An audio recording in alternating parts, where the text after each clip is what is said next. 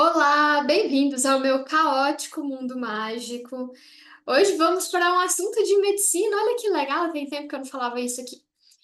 Alguma vez você já se perguntou por que que o médico me passou tal remédio e não o outro remédio? Ou ainda, por que que eu e minha amiga temos as mesmas queixas, fomos na mesma médica e saímos com prescrição de medicamentos diferentes? Você também pode já ter se perguntado: por que que eu e meu irmão, que temos sangue do sangue mesmo, estamos tomando a mesma medicação e meu irmão tá super bem e eu tô pior do que paçoca no final de festa? Bom, no vídeo de hoje eu espero elucidar essas dúvidas para alguns de vocês. Para quem está caindo aqui meio que de paraquedas e não sabe quem sou eu sou Renata Vargas, eu sou médica. Há 9 anos eu trabalho apenas com psiquiatria. Então o vídeo acaba que tem um viés para essa área, porque é o que eu trabalho, eu não estou mais em outras áreas. Mas vocês conseguem abstrair do que eu vou falar aqui para outras áreas da medicina também, caso seja o seu caso. Vai que você é uma pessoa que não tem nenhum transtorno. Coisa rara hoje em dia? Raro. Mas você pode ser uma pessoa dessas, abençoadas. Vamos lá, eu vou falar passo por passo. É um vídeo que fala um pouco sobre os bastidores da medicina e de outros prescritores também. Não são só os médicos que são autorizados a prescrever medicação no Brasil. Então, algumas partes vocês podem achar meio técnicas demais, mas é isso. Eu tô falando de bastidor. Primeiro ponto, a prescrição de medicamentos ela deve ser feita por profissionais habilitados segundo a regulação do país onde você está. Aqui no Brasil, nós temos a autorização de alguns profissionais da área de saúde para prescreverem medicações para seres humanos, e dentro dessas possibilidades existem algumas restrições. Então, algumas classes de profissionais podem prescrever medicamentos e outros medicamentos esses mesmos profissionais não podem porque não faz parte da formação deles. Isso muda conforme vai passando o tempo e é questão de legislação de cada local. Mas é importante já ressaltar isso no começo do vídeo. Não é qualquer pessoa, em qualquer ambiente, com qualquer tipo de formação, que pode te prescrever uma medicação para você enfiar dentro do seu corpo e alterar suas funções. Fiquem atentos a isso. Segundo passo importante de como é que são feitas as decisões de medicações. Essa decisão ela deve ser feita mediante consulta. Parece óbvio, mas não é. Para quem é médico, principalmente, a gente sabe que a gente passa por algumas situações inusitadas, de você estar dentro de um elevador, de você estar sentada numa praça pública e alguém vir te pedir alguma orientação de medicação. Não funciona dessa forma. A gente precisa ter um ambiente específico para isso, é um ambiente profissional, é uma consulta que pode ser online ou presencial, mas é um momento formal.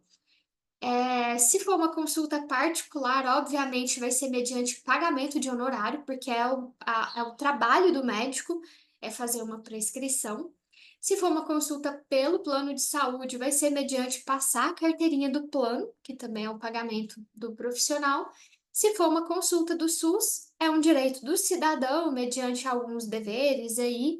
Você não vai estar pagando diretamente aquela consulta, mas é feito conforme as regras do SUS para você passar por uma consulta. Você não pode chegar e simplesmente exigir ser atendido a qualquer momento por qualquer profissional.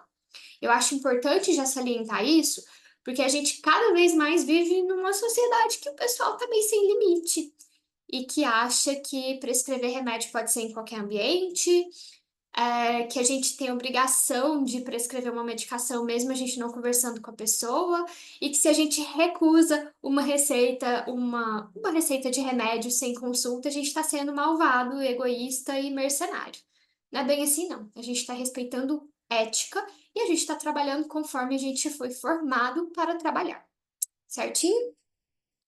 Então, já estamos num ambiente propício, com um profissional adequado. Como é que esse profissional vai avaliar você? Então, o paciente ele chega na consulta e ele vai apresentar os principais sintomas, as principais causas dele ter saído do conforto do lar dele e estar ali numa consulta médica. O médico vai pegar todas essas principais queixas e também vai investigar outros sinais e sintomas que esse paciente pode estar apresentando e às vezes nem está ligando tanto porque não é o principal sintoma. Além disso, a gente coleta uma história de vida desse paciente, onde que o paciente mora, histórico familiar, hábitos de vida, tudo isso é investigado dentro do pacote de uma consulta.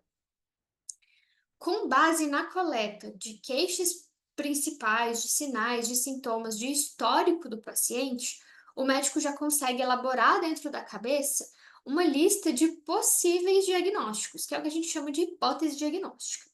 Então, a gente, com base naquilo, vai pensando em diversas situações que podem ou não ser doenças que geram esse tipo de queixa. O médico pode, baseado na história clínica, já saber definir as principais hipóteses diagnósticas, ou pode necessitar de exames complementares para elucidar melhor o caso. Então, é quando a gente às vezes pede um exame de sangue, um exame de imagem, qualquer outra coisa do tipo. Mas existem alguns casos que só com base na história clínica, no que o paciente está trazendo, no relato de consulta, a gente já consegue definir as principais hipóteses diagnósticas. Como é que é feito esse raciocínio pelo médico? Bom, com base em muitos anos de estudo, de preferência, né? Porque tem um pessoal que não se forma tão bem assim, mas vamos supor que todo mundo se formou muito bem. Com base em muitos anos de estudo de diversas áreas da medicina, porque a gente precisa também ter noção de áreas que não são da nossa especialidade, a gente precisa definir uma causa mínima que justifique o máximo de sintomas que o paciente está apresentando para a gente. Então, nem sempre é muito bonito e elegante a gente sair levantando 500 hipóteses para um paciente. A gente precisa conseguir diminuir o máximo possível. Às vezes a gente chega em um único transtorno que vai justificar tudo aquilo que o paciente está sentindo. Outras vezes a gente não consegue reduzir tanto porque a pessoa tem mais de uma doença. E aí, outras vezes ainda a gente fica mais em dúvida, porque principalmente dentro da psiquiatria, que é a área que eu consigo falar melhor com vocês, a gente tem algumas doenças que elas se misturam, que existem sintomas que são muito semelhantes. Então a gente dá uma reduzida, mas a gente mantém um alerta para diferenciais, porque pode acontecer. Até dando o exemplo aqui da psiquiatria, né? O famoso transtorno bipolar. Transtorno bipolar para a gente da psiquiatria que é acostumado, ainda é um desafio, porque às vezes o paciente chega para a gente com diversas apresentações. Ele parece um TDAH, ele parece um ansioso, ele parece um deprimido, ele parece sei lá o que, e às vezes é um transtorno bipolar. Então a gente precisa ter atenção a todos as red flags mesmo, né? Que podem levar a outros diagnósticos diferenciais. Com base na principal hipótese diagnóstica levantada pelo médico, o médico vai fazer o raciocínio em cima de um rol de possíveis medicações que são prescritas para aquela doença. Geralmente, para uma única doença, para um sintoma, a gente tem mais de um medicamento que pode ser prescrito. Como é que o médico vai escolher dentro dessa lista? Em geral, a gente vai tirar as contraindicações. Então, a gente pensa em comorbidades que o paciente pode ou não apresentar. A gente pensa no sexo biológico do paciente, na faixa etária, no peso corporal, se a pessoa é obesa, se a pessoa tem baixo peso. A gente pensa se a pessoa faz ou não faz consumo de álcool, consumo de cigarro. A gente pensa em algumas características pessoais da pessoa, se é mais fácil ela tomar uma medicação diurna ou noturna. Então, a gente vai fazendo uma definição e uma eliminação de medicamentos conforme o perfil do paciente que está na nossa frente, porque as pessoas são muito diversas. Além desses fatores biológicos inerentes do paciente, a gente também precisa pensar em fatores sociais. De fato, existem medicações de diversos preços. Existem medicações que são disponíveis no sistema SUS, por exemplo, que qualquer cidadão brasileiro que tenha passado por uma consulta e que tenha uma receita médica nas mãos, dentro da validade, esse paciente ele consegue adquirir uma medicação pela farmácia popular ou pelos centros de distribuição do SUS de forma gratuita. E existem medicações de altíssimo custo. Existem algumas medicações de alto custo que a gente também consegue, via alguns procedimentos, receber pelo SUS, e existem outras que não tem jeito, né? A gente vê aí históricos até mais de outras áreas do que da psiquiatria, mas de gente fazendo vaquinha para adquirir medicamento, entrando com processos dentro do Ministério Público para adquirir medicação, porque o céu é o limite para preço de remédio. Então, a gente também precisa avaliar o paciente que está na frente. Não raro, dentro de uma consulta, a gente olha para uma pessoa e você fala: nossa, o remédio X seria perfeito, mas o remédio X custa metade do salário que essa pessoa recebe no mês. Eu não posso comprometer todo o resto da vida dessa pessoa dessa forma. Eu preciso pensar em outra opção de medicação para prescrever para essa pessoa. Então, tudo isso é fator de definição de qual medicamento a gente vai prescrever para um paciente, ou pelo menos deveria ser. Eu vou fazer uma ressalva aqui, porque eu já fiz uma gravação sobre esse tema lá no Instagram. Eu tô falando, gente, de médicos que trabalham baseados em evidências e de forma ética. E, infelizmente, nós estamos lidando com seres humanos, e seres humanos são passíveis de perversões, né? Existem alguns profissionais que não atuam com ética, a verdade é essa. Então, a pessoa às vezes faz uma prescrição de medicamento para um paciente baseado no que ele vai ganhar. Hoje em dia, eu já sou de uma geração de médico que a gente não passou por aquele assédio das indústrias farmacêuticas. Ou pelo menos eu não, eu posso ser uma excluída, o povo da indústria farmacêutica deve me odiar, sei lá. Mas a gente não ganha coisinhas da indústria farmacêutica para ficar prescrevendo medicação. Mas já houve época que isso era real sim dentro da medicina. Eu acho que não é mais, mas igual eu tô falando para vocês, eu tô falando agora só com base na minha experiência. Nunca recebi oferta nenhuma para ficar prescrevendo medicação. Mas já houve época que os profissionais ganhavam, sei lá, viagem de férias para a família inteira se prescrevesse muito determinado medicamento. Isso não é exatamente ético, porque a gente não está pensando no melhor para o paciente, a gente não está respeitando nosso juramento médico mesmo. A gente precisa pensar no que é melhor para o paciente, causando o mínimo possível ou nada de prejuízo. E a gente sabe que tem profissionais que não trabalham dessa forma. Hoje em dia, a gente está vendo uma prática, principalmente dentro da medicina, a gente sabe disso, mas eu sei que o pessoal aí na vida também sabe, que existem médicos que têm acordos com laboratórios, com farmácias, e os médicos, inclusive, ganham porcentagem em cima da prescrição de remédio, de fórmula para os pacientes. Isso não é muito ético, porque às vezes o profissional ele te passa uma fórmula lá de 1 milhão de coisas, de substratos, e ele tá te passando tudo aquilo não por uma necessidade real sua, mas ele tá passando porque ele vai ganhar uma porcentagem em cima daquilo. Às vezes passa até substâncias que são quase que inertes para você, ou que você não tem necessidade, mas porque ele vai ganhar em cima daquilo. Então, as coisas que eu tô falando nesse vídeo é para quem trabalha com ética mesmo, para quem não tá ganhando nada em relação a isso. O ganho do médico é só o paciente melhorar e depois falar bem do médico, né? Mas é só a saúde do paciente mesmo. Bom, até aqui, da maneira que eu falei, fica parecendo que é só um diagrama, a gente vai escolher a medicação e vai dar tudo certo então na frente. Infelizmente, não é bem assim que acontece. As medicações, elas não são inertes. Então, toda substância que a gente toma, até a água mineral que a gente toma, causa modificações no nosso funcionamento do corpo. E pessoas diferentes podem apresentar diferentes reações adversas ou efeitos colaterais relacionados à medicação.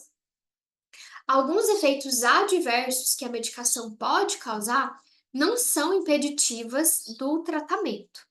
Então, mais uma vez, falando mais dentro aqui da nossa casinha psiquiatria. Às vezes a gente passa algumas medicações para o paciente que nos primeiros dias de uso a pessoa vai ter algumas reações, pode ter náusea, sensação de cabeça esquisita, de estar pisando fofo, coisas do tipo, mas que a gente sabe que serão passageiras e que o paciente depois vai colher só os benefícios da medicação. Nesses casos, a gente faz o gerenciamento do paciente. A gente precisa manter um contato ali com o paciente. No meu caso, eu deixo o meu contato para os pacientes e eu tiro essa dúvida. Olha, você está sentindo cabeça esquisita. Isso com essa medicação pode ser normal nesse período, vai passar. Se quiser, toma um sintomático ou espera um pouquinho. Dependendo da medicação, a gente passa até atestado para o paciente passar os primeiros dias ali que são mais difíceis em casa. E são reações adversas que vão passar, e a gente simplesmente faz o gerenciamento disso. Outras vezes, os pacientes podem apresentar efeitos colaterais que são muito ruins, que são muito danosos e que são incompatíveis com o tratamento. Então, sei lá, uma medicação que a pessoa toma vai gerar uma dor de cabeça que não passa, que não melhora. Eu preciso trocar essa medicação. Ou se não, uma determinada medicação para alguém vai causar um ganho ponderal, ganho de peso enorme num intervalo muito curto. E aí eu tô podendo gerar outros problemas de saúde para esse paciente. E desde que eu tenha estratégia de substituição da medicação, eu preciso substituir. Eu não posso cobrir uma parte e descobrir outra, né? Então a gente faz a escolha das medicações, mas a gente ainda pode ter efeitos colaterais. E esses efeitos colaterais nem sempre são previstos. Às vezes a gente pega um paciente 100% saudável e tal, e a gente vai passar a medicação e vai dar ruim. Então isso é meio que imprevisível. Eu tô falando meio que imprevisível, porque hoje em dia já tem a disponibilidade no mercado de um teste chamado teste farmacogenético. Esse teste, o paciente ele realiza e o laboratório ele faz uma listagem para o médico de como que é a metabolização do paciente em relação a cada fármaco. E às vezes, através desse teste, a gente descobre que determinados medicamentos o paciente tem mais chance de ter efeito colateral com eles. E aí a gente precisa evitar ou usar em dose menor, por exemplo. Às vezes também a gente descobre que o paciente tem uma metabolização alterada daquela medicação, se ele tomar uma dose muito alta, e a gente pode colocar uma dose baixinha e vai obter resultados. Ou o contrário, a gente tem um paciente que precisa de doses maiores da medicação para obter um resultado, mas vai obter. Então, o teste farmacogenético hoje, para alguns pacientes, é uma excelente ferramenta, porque a gente já descobre de antemão se aquilo tudo que o paciente está falando, está relatando, é realmente uma questão genética dele. Ele não metaboliza bem determinadas medicações e tem outras que ele vai metabolizar melhor. Quando o paciente já chega na consulta com esse teste, às vezes para a gente é facilitado, a gente já escolhe o medicamento dentro do que ele consegue. Outras vezes a gente acaba pedindo quando a gente tem algum paciente na nossa frente que parece que não dá certo com nada. Dentro da psiquiatria, isso também tem outras vertentes que a gente consegue avaliar até um pouquinho melhor do que outros médicos, porque existem pacientes que são resistentes à medicação, ao uso de medicamento. Então, já aconteceu comigo de eu pedir um teste farmacogenético para o paciente tem uma metabolização normal de todos os medicamentos que ele tomou. E ele reclamou de todos, que teve efeitos colaterais gravíssimos com todos. Às vezes é efeito nocebo, tá? O efeito nocebo, ele é o contrário do famoso placebo. Quando a gente fala no efeito placebo, a gente está falando de quando a nossa expectativa em relação a uma medicação é tão boa que ela faz um efeito ótimo na gente, mesmo sendo farinha, às vezes. Quando a gente fala do efeito nocebo, é quando a gente já tem tanto medo, tanto receio em relação ao medicamento, que a gente vai ter todos os efeitos adversos da bula e mais um pouco. E às vezes a gente não está tendo de verdade. É uma interpretação da nossa mente, das nossas neuroses em relação ao tratamento. Então, isso é uma coisa interessante, assim, do teste farmacogenético. Eu já peguei casos dessa forma, do paciente não ter alteração de metabolização e não dar conta de tomar medicamento. Mas eu também já tive a oportunidade de pegar um paciente que inclusive era na época que eu trabalhava com internação, que foi um paciente que veio com um relatório de um médico anterior, meio que o médico já desistindo do paciente e tal, um paciente poliqueixoso, né. Existem pessoas poliqueixosas mesmo, mas o paciente veio grave para mim, tanto é que ele estava vindo para uma internação. Era uma família que tinha uma condição financeira boa, e aí eu solicitei o teste farmacogenético, e quando eu peguei o resultado do paciente, gente, parecia inacreditável. O coitado do outro médico, ele praticamente fez um bingo de todas as medicações que o paciente tinha intolerância. Foi assim, foi muita sorte no azar, né. E para mim ficou fácil, porque eu com o teste na mão, eu já tinha as medicações que dentro do caso do paciente eram precisas. E eu consegui prescrever medicações que não deram efeito adverso e que o paciente teve o efeito benéfico e melhorou.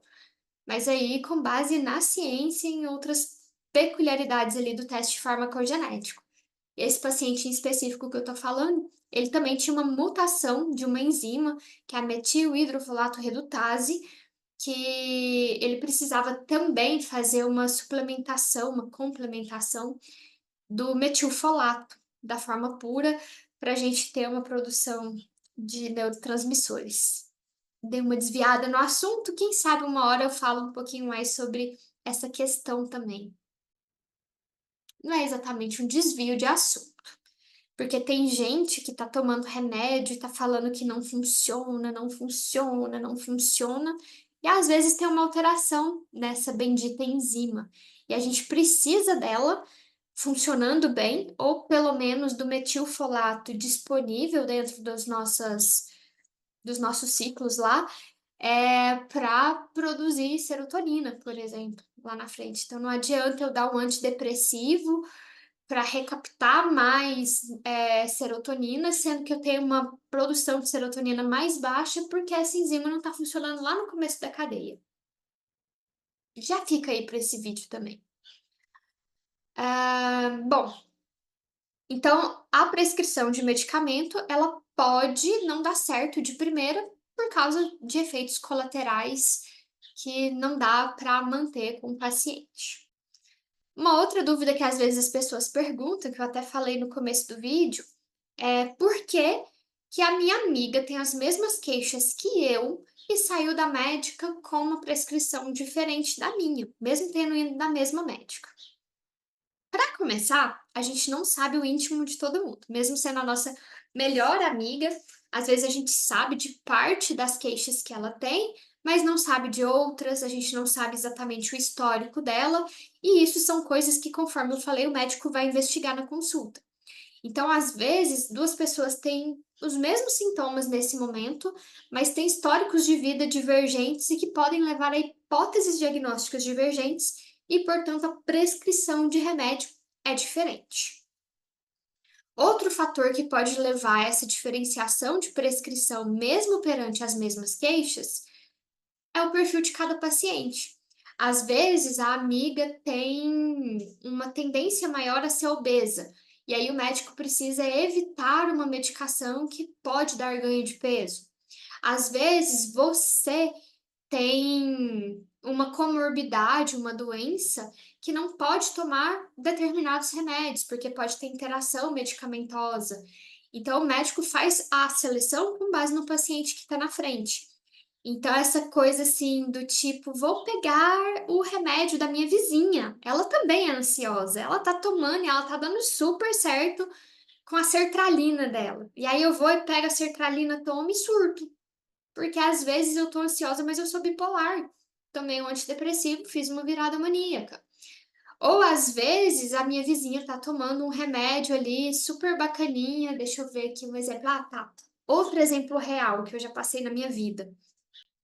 Também trabalhava dentro de um hospital de internação, não era paciente minha. Pausa para o caos.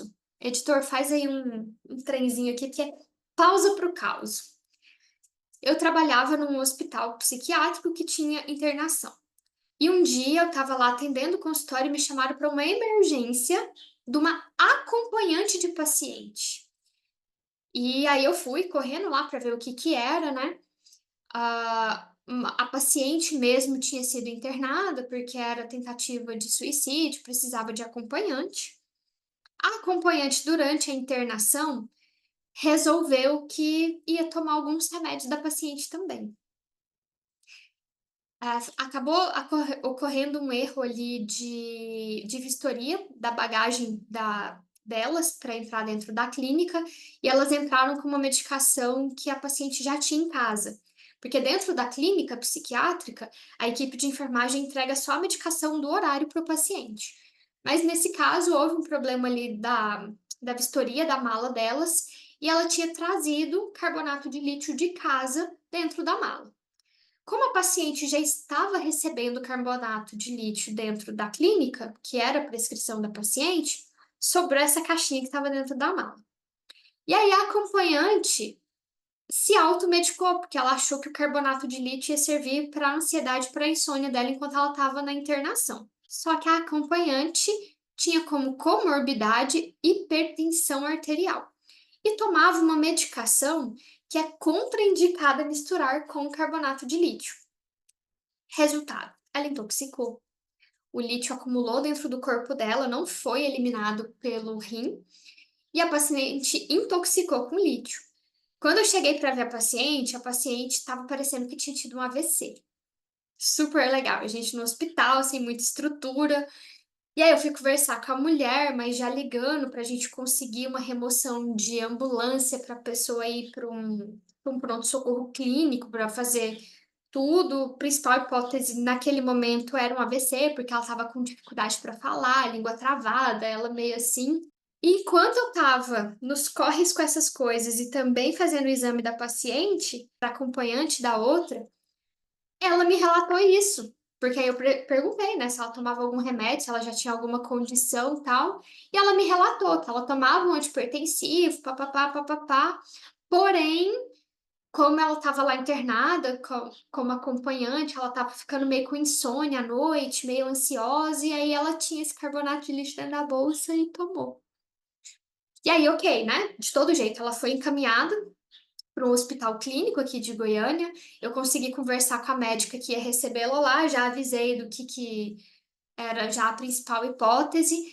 Ela foi para uma UTI, conseguiram coletar o exame, realmente estava com a lipemia nas alturas. Chegou a isso aqui de precisar de uma hemodiálise para fazer a depuração do lítio.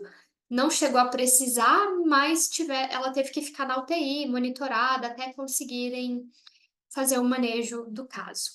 Então, a gente não pode tomar remédio da vizinha, do coleguinha, da filha, do pai, sem a gente saber as nossas peculiaridades e sem saber o que aquela medicação pode causar na gente.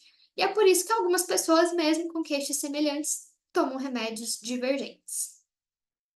A outra pergunta que eu trouxe no começo do vídeo, que também é dúvida de algumas pessoas, é: por que que meu irmão tá tomando a mesma medicação que eu e eu não melhoro? E ele melhora, ele ficou ótimo. Aqui a gente pode ter algumas justificativas para isso. A primeira é que, de fato, são doenças diferentes.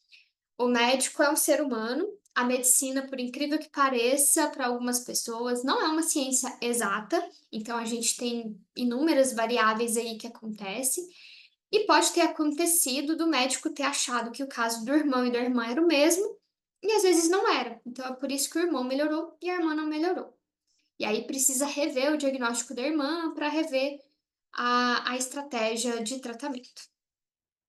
Outras vezes, por questões individuais, os dois podem ter o mesmo transtorno. O irmão melhorou apenas com uma medicação, mas a irmã, por outros fatores, às vezes precisa de uma associação. Então, vou dar um exemplo aqui. Às vezes, um paciente depressivo.